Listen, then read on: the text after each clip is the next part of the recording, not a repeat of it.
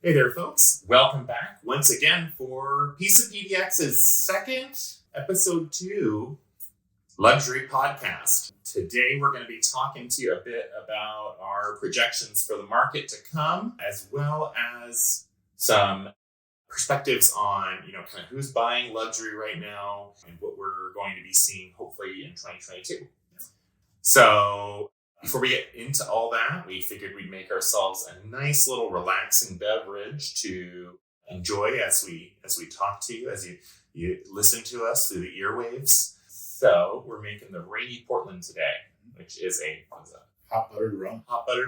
And we figured in Portland, what better than the Rainy Portland? So what are you having right now? What's your holiday beverage? What's your cold weather relaxing, soothing beverage? We want to hear about it in the comments. Maybe we'll try it out next month. But before we head into that, as always, if you like real estate, you like luxury real estate, and maybe you want to learn how to make an amazing cocktail, well, feel free to hit that subscribe button down below for more great content just like this. All right, let's get to it.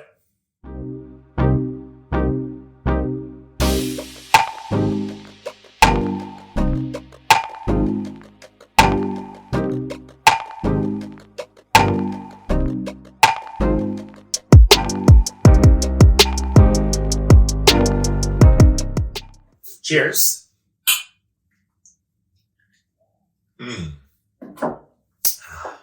Fall flavors. Fall flavors in full effect. Well, welcome back, as always. Today we wanted to, just kind of talk about, what we're seeing in the luxury market. Big question that comes up a lot for folks is, who's buying luxury real estate? What are they looking for? And the answer to that is it's changing constantly. The wants and needs have shifted pretty drastically over generations. How so? Well, the big differential I think that we're seeing in today's market, the buyers that are positioned to be buying luxury they're millennials, right? The largest buying pool currently at about 38% of the buying pool, and are actually the largest generation to date at 76 something million people. So pretty astronomical numbers, and they're also positioned to be inheriting an abundance of wealth with drastically climbing incomes relative to previous generations. So there's a lot of opportunity to be buying really nice homes, but the interests their parents had are pretty disparate from what they have. I think a lot of the older homes that we were seeing were more focused on maybe non-functional opulence, if that makes sense. I think that the biggest differential is, what we're seeing is folks who are interested in doing something that is sustainable. With climate change and global warming and all these really intense things happening around us right now, millennials have a particular interest, I would say, in sustainability and in green homes. LEED certifications became a really big deal in new construction recently. And now we're seeing a lot of solar panels on roofs. We're seeing solar tiles. Tesla's got the solar tiles. So cool. Not great for Portland, but pretty great in general.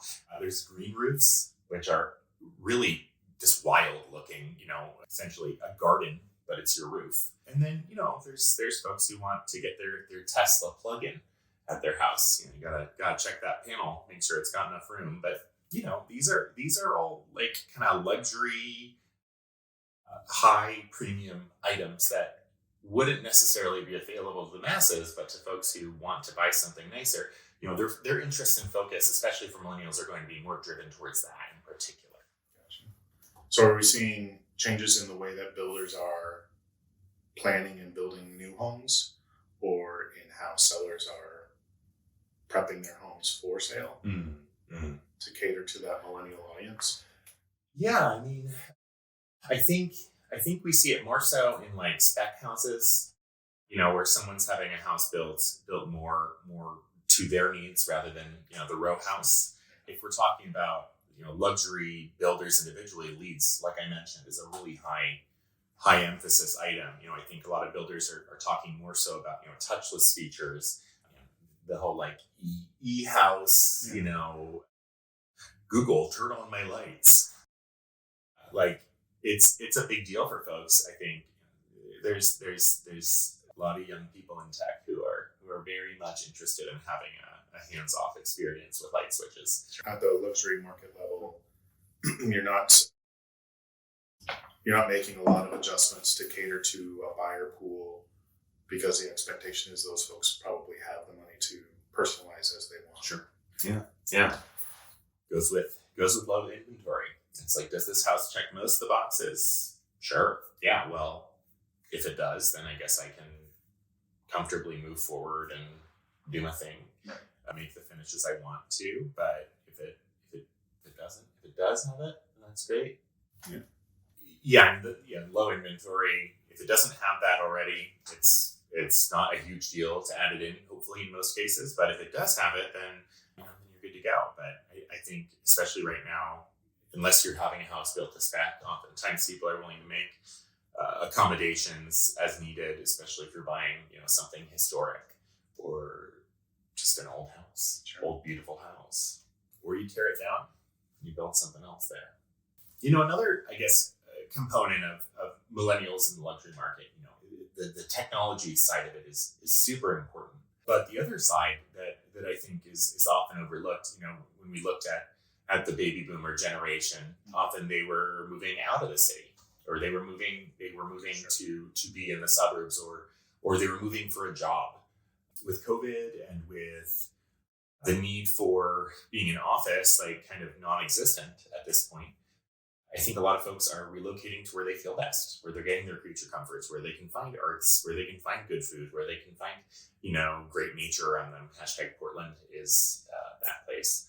So there is a pretty big emphasis, I think, on people who are buying, millennials who are buying, where they're saying, well, I not only want to live in a really nice house, but I also want to live in a house that is in a good location, that has good walkability, that has this, that has that. And so that kind of pushes them up, even at a baseline, even right now at more of a second tier homeowner level, more so than the entry level home buyer position, which I think was more emphasized, for previous generations. Get in the house and live there. So, when you look at that on the upward scale, it's only going to continue, to adjust more and more in that direction. People are flocking to places like, Portland, Seattle, San Francisco, so on and so forth. Shapiro.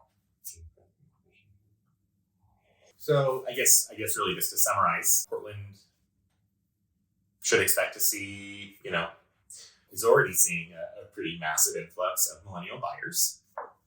Those buyers are likely going to be the ones making up the luxury market long term. And, for people who own luxury homes or are thinking of buying luxury homes, an emphasis on sustainability is going to be really important, as much as it is going to be important that you have a decent location that isn't too far away from everything. That's really going to help kind of sustain your value in your home. Yeah, so I feel like that really nicely brings us into our next topic, which Patrik is going to give us a little bit more context about, which is specifically talking about how has COVID changed the luxury market, and what kind of behaviors are we seeing from buyers and sellers of luxury homes? How is this going to shape the market that we're going into? Yeah, we're in our second year now. It's crazy. COVID times. What's interesting or sort of maybe counterintuitive is that the demand for homes is still just outpacing what's available, and that's truer in the luxury market more than any other segment. What do you feel like is causing that? Well, I think, it's folks who have maybe a little more expendable income, first of all, and taking advantage of the still very low rates. But it's also folks who are refocusing on what's important. Mm-hmm. And as you think about hunkering down in your bubble and making your home work for you in ways that it didn't have to before, right? And so we've got folks that really need to, or have the opportunity to re-envision what work looks like And so we're seeing more folks work from home, and it's transitioned from a temporary situation to more of a permanent situation where, we've got employers who are saying, we're not going to bring anybody back to the office because we don't need to pay for the office space when we have folks that are working remotely and doing just fine. So I think a demand for dedicated spaces within homes for a home office has really changed. We've seen that across really all segments, but I think in the luxury market in particular, ways that the home can work for folks into larger spaces that are more transitional, giving you an opportunity for more entertainment and more engagement with your bubble, more outdoor amenities in particular. So if you want to get us a pool, that would be great. What makes a luxury outdoor amenity? Yeah, so it's going to be, Portland is not a place where you typically see a lot of pools, but we are seeing that as more of a staple in the luxury home market for sure. So some water features of some sort, whether that's an in-ground pool, jacuzzi, hot tub, larger entertaining spaces, and so larger sort of fire pit areas or even outdoor kitchens that can, alleviate some of the fears that come along with COVID and at close quarters, but still allow you to entertain at home. I mean, not everyone needs something crazy wherever they're going, but they want something that is going to feel private and secluded, like a bunker. Yeah. But bougier. Like a bougie bunker. Bougie bunker. Bougie bunker. Trademark. Yeah. Yeah. That's a big part of it too, I feel like. Yeah. And then, across really all segments of life that we're seeing in COVID times is supply chain issues. And so for real estate, that typically shows up in the construction, and in particular lumber. Lumber right now is continuing to be at an all-time high, has been for well over a year at this point. Yeah. And so building new homes is more expensive for those builders. So we've got a backlog of projects.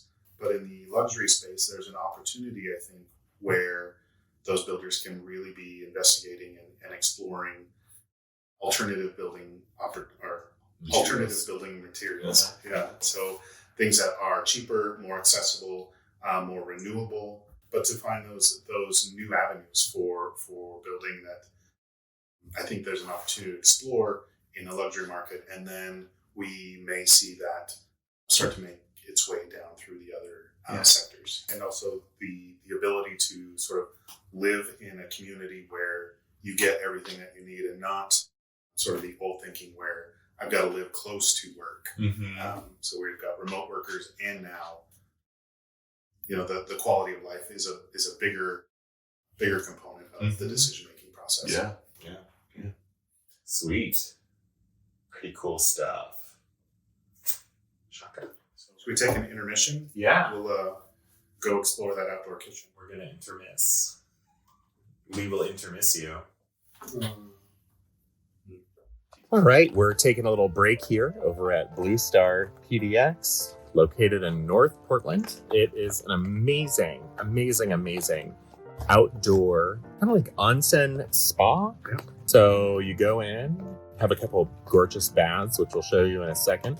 And you just put your little bath bombs in. You have their proprietary bath bombs, and you chill out after a long day of work. I want to see that. I want to see that. So, Patrik, what else do they offer, though? They've got outdoor massage, as well as the baths in, I think, 30, 60, and 90-minute increments. Yeah. And like Thomas said, a lot of custom bath bombs that you can choose from, and just good people. It's a delight. It's a delight. Good people, good space. So if you're in the area, give them a check out. They keep their calendar updated on Instagram. Star PDX, check them out. Sweet. And yeah, we're going to head on back to finish up the podcast. Wrap up the show. I think I left the camera running. All right, we'll catch you there. Bye. All right, we've intermissed. Well, did you intermiss us? So we talked about who's buying luxury. We talked about how that has changed. So What about looking ahead? What do you see coming for the luxury market and the Portland luxury market the next year? Yeah, I mean, I feel like that's the big question, right? Like, what do we anticipate seeing moving forward? Because there is so much murkiness in the market right now, and so the most we can do is kind of look at what's around us and what is kind of more firmly there, and form our own kind of speculative outlook on it. One of the big things to note that we saw in 21 was market increase in overall price. The increase in prices was insane, 17.4% from the previous year. That's crazy. Which is a lot more than it usually is. Yeah. Closer to, I think, more often than not, it was like 6% or 6 to 8% on average if you were really crushing it. So that's a pretty substantial differential. We are seeing what I guess would be a bit of a leveling right now in the market. It's the fall season. It's not atypical to see the market level a little bit this time of year. Average sales price sold price is down a little bit, but that kind of comes to the territory of there being a time when people are kind of getting their holiday mindset on. Sure. They're hunkering down, and they're getting ready to spend time with family or whatever you do during the holidays. So for 2020, when that happened, we saw in January everything just kicked right back up. January 1st, market was going bonkers right off the bat because inventory was low, rates had just dropped again, and conversely, we're supposedly seeing a rate increase. Slight, but definitely. Mm-hmm. Yeah. So rates are going to go back up a little bit. Whether that's really going to slow people down or not is hard to say. Inventory is still very low. A lot of people who were thinking about selling or would like to sell, I think, are still thinking they want to wait until there's a bit less COVID around, a bit less disease in the air. Just wanting to have a little more surety in their decision. Yeah. Totally. And so yeah, no, I mean, if we're looking at then to now, rates are going to go up a little bit, but we do have the Fed, who is they've announced already they're increasing conventional loan limits up to 625, and they're currently set at about 548. So nearly $100,000 increase, which is a pretty optimistic outlook for the Fed to be saying we believe that it is going to be necessary to go up to this amount, 625. To be able to even, enter into the baseline for homeownership here in Portland. So I think that's a positive outlook that, at a baseline, we may not see the same incredible chugging along that we saw in previous years or in this previous year, but we're certainly not going to see prices going down, Maybe a bit of a leveling. Could be, yeah. I mean, or at least like the angle. It's not so much like steep cliff, and maybe it's more like a grassy knoll. So still a strong market. Still seeing very healthy competition for homes. I think for folks who are looking for the perfectly manicured, great location, great neighborhood, if they did their research and decided there were great schools in that area, that can all be a major driving factor in competitive offer situations. So, we might not be seeing as often the 100K over offers, as is cash, whatever, but we are still seeing healthy competition. So all of this is to say, market is still very strong. We're likely going to see a continued influx of people moving to Portland from out of state who likely want to be in a city that isn't quite so intense or where they can kind of put down roots more comfortably, still be close to arts and all that, but not in the same hustle and bustle as like a New York or a Seattle, and have the budget to go along with it. get yourself the best house on the street. So market projections 2020, I think we're still in for a very strong year for the luxury market. I just think it's going to be shifting slightly more so towards a more relaxed buyer experience in a seller's market. That's how I would position that. You can take your time a little more with properties. You're not paying less necessarily, but you may not be competing, right? Or you may not be competing as much. All right, my favorite part. Patrick's favorite part. Let's look at some houses. Let's look at some houses. The best houses on the block. All right. For you guys who are joining us without visuals, we'll talk through it a little bit. We're going to give you the full effect. Yeah. All right. So the first home that I want to share is 9912 Northwest Wind Ridge Drive in Portland. Mm-hmm. Mm-hmm. It is a 4-bed, 5 full, 4 half bath, 11,363 square feet, built in 2001, and is offered at a smooth $7,778,500. Yeah. So what I love about this home is just the shape of it.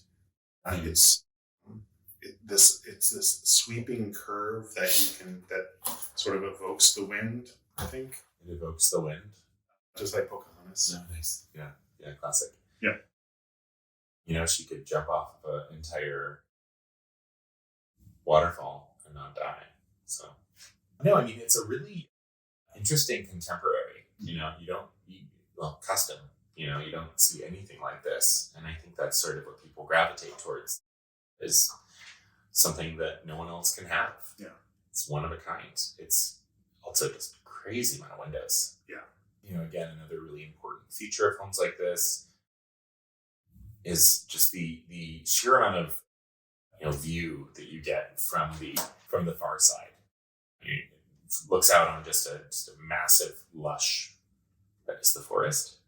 Well, I guess you have the city a bit in the background, but it's mostly just wooded serenity. Yeah. So in this view,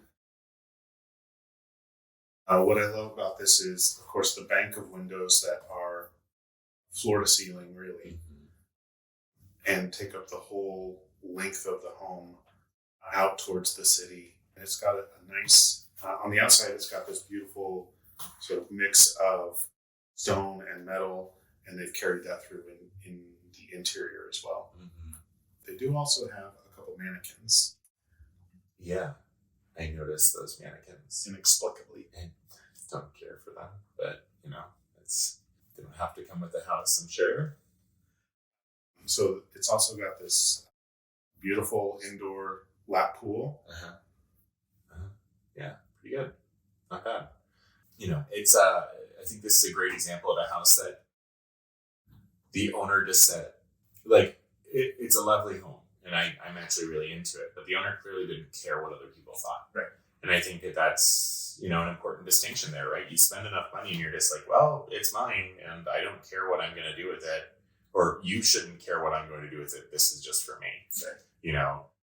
Speaking of, kind of the, COVID compound lifestyle thing, they have the home studio right there. He's got his drumming room, his drums, his soundproofing with funky soundproofing boards, very psychedelic jazzy jazz band. But that's like what you do when you have a house like this. You just stay there and you're entertained by that. Yeah. And so in this picture, you've got from the city side, so a drone view looking back, just this a large green space outdoors, and then a lot of entertaining space. It looks like maybe they've got an outdoor kitchen, perhaps, but definitely a lot of room to entertain out on the cliff. It's crazy. All right. And then, second home that we'll take a look at is actually out in West Lynn. It's 1707 Southwest Schaefer Road. This one has 14 beds, a modest 14 beds, 9 full baths, 5 half baths, 16,359 square feet, coming in at $15 million. What I love about this is it also has a name. It's Villa de Lore. What does that mean? That's a great question. If you know, let us know in the Comments. Villa de L''OR. But from the first picture, you can see it's got a massive pool outdoors. Looks like maybe Pool house. a large pool house. Yeah. And then back to the estate itself. And then if you flip that view around, you get a completely unobstructed view of Mount Hood in all its glory. Yeah, sorry. It's okay. It's pretty good. This entryway is massive. Huge dome, floor to ceiling pillars. Just, it's incredible. And some leaded glass doors that are Tiffany-esque. Not give credit to this home because it's a real, it's a beautiful home. But this is, I think, a pretty solid testament to what used to be perceived as a necessity for luxury, scale and grandness. And you look at a house that has 16 beds, 14 bedrooms, and almost 15 bathrooms. Yeah. And the assumption would be you either have several generations living with you, you have your staff living there, and you have a lot of staff, or you have an au pair and you have multiple au pairs, or I think for a lot of folks there's a perception that you may not need to have scale to necessarily have something nice, and that sometimes that investing more time and energy in the smallness or in the modestness of a standard sized home can accomplish the same amount as going with a giant house like this. But then you've got a movie theater. You got a movie theater. Yeah. A couple dining rooms, as you might guess by the size of the home. And just, it's the land. Vineyard. Yeah. It looks like a vineyard. Tennis court. Uh-huh. From the outside view, you've got, it looks like a couple maybe distinct structures. Well, this is the garage. And so there's 1, 2, 3, 4, 5 cars to the garage, and there's 1, 2, 3, 4, 5, 6, 7, 8, 9 distinct parking spots outside of the 5-car garage. And then that's either a barn or also a garage. Yeah. Looks like a garage. Yeah. And then the main home here, there's a house over here of some sort. Mm-hmm. The pool house, tennis court. Yeah. Pretty crazy. Yeah. Well, those were some cool properties. Yeah. Really kind of gives you a bit of a perspective on, because one was double the cost, right? Roughly. Yeah. So I think one was 7.5-ish and one was 15. Yeah. But had 50 acres of land out in Westland. Sure. I think square footage for the house played a big factor. Yeah. But I feel like, honestly, the biggest thing is land. Yeah. Right? Like, you can say a lot for having a house that large, but not everyone needs that many bedrooms and bathrooms. Most people are probably going to be, even on the high end, like 10 beds is probably like where I feel like most people are like, yeah, I don't really need more than this. After that, it's a hotel. Exactly. But the land, like having acres and acres and acres, like that's the premium right there. I mean, that's, to me at least, why you would ostensibly be doubling on cost from the place in Southwest. I mean, yeah, it's a nice place too. I just kind of feel like that's got to be more the driving factor than anything else. Yeah, we're pretty dense in Portland proper, and so for that amount of land, you probably are looking out in Westland. Yeah. All right.